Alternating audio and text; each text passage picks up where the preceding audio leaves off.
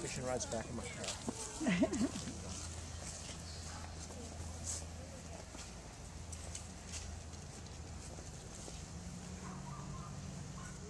Okay, it was my original goal, if I didn't babble on so much, to take you a little bit further down to Langwater Pond.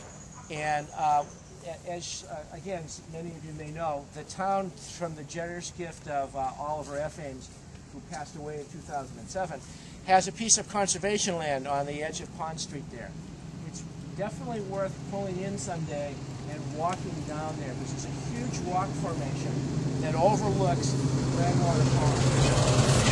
Spectacular, very beautiful. And you can't see it from Main Street. Completely hidden. It's really interesting. Many of my high school students know that you're completely hidden, but I just recently discovered it as a place to go fishing. So how do you access it through this road? Yes. There's a path that goes back, and then it splits. One end goes down to the lower part, and then the other part goes up to the rock formation. There's a big sign there. Just park next to the sign. Yeah. Okay, this is Shovel Shop Pond. It has fish in it. I can look at the big fish too. They go ice fishing. Yeah. They actually stocked this with trout one day. I had a student who was an avid fisherman. He didn't show up to school for the next 3 days. But that's probably a pickerel out there making that big splash. Jeez. All right. Well, let's get this over with so I can get back with my. No. Can I get my? Shovel Shop Pond, as I said, was created in 1792 by Eliphalet Leonard III. There are no remains of the factory buildings over here, but the house that Oliver Ames bought is right over here, 46 Pond Street.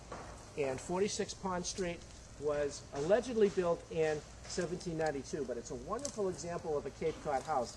It was a 3/4 Cape, we think. And it was basically the window to the right of the door and the 2 windows on the other side that he bought. So it was a 3/4 Cape. The chimney was probably put in later. The Ames family still owns this, by the way.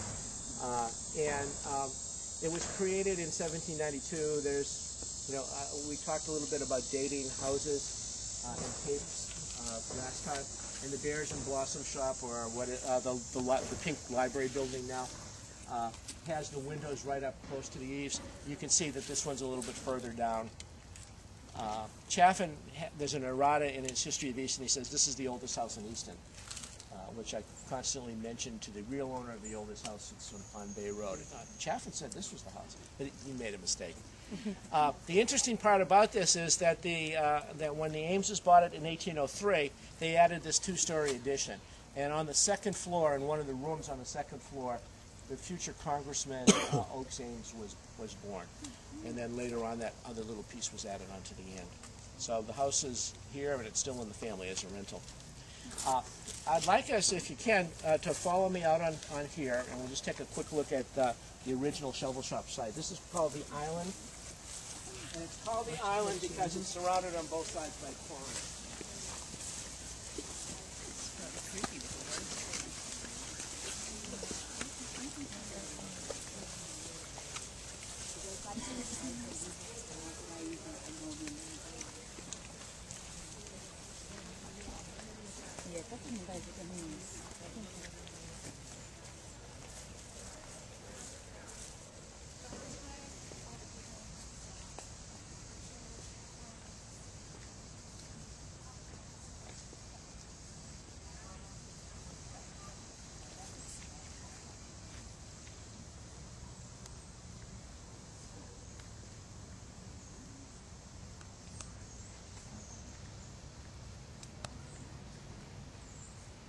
The waterfall was added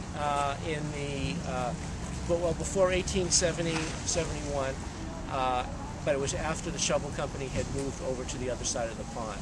So it was more of a relief of the water than ever used for power. Thank you so much.